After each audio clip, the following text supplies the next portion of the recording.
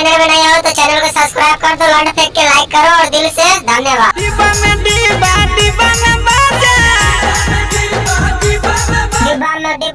में बाजा पकड़ लेगा छोरी बिल्ली के मोटकार।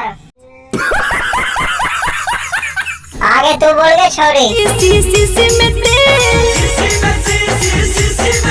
हमर भाई रंगा डार दे तो तोरा के रे। शीशी में तेल हमार भाई दे तो तोरा के तेल।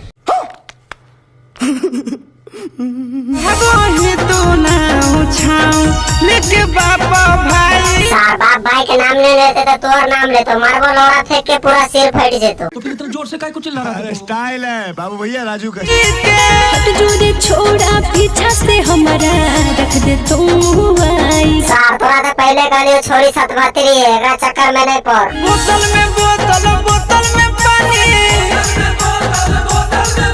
बोतल में पानी बोतल में दारू पी लेगे छोरी तू तो दारू। चल गए छोरी तू सुना। गाड़ी में गाड़ी सफारी बड़ा पोज जनी कर दिखे दोसर दू। गाड़ी में गाड़ी सफारी बनबो बता तोर मर लेबो गाड़ी। देबो 9 लाख किना देबो 4 चक्का के।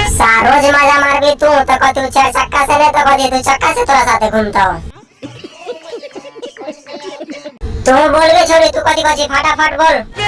नारे प्यार को के दिलवा तोड़ दे भी पाकारी। सार पक्का छिना रो दिल तोड़ दे तो तोरा गैर मार के छोड़ दे तो तोरा।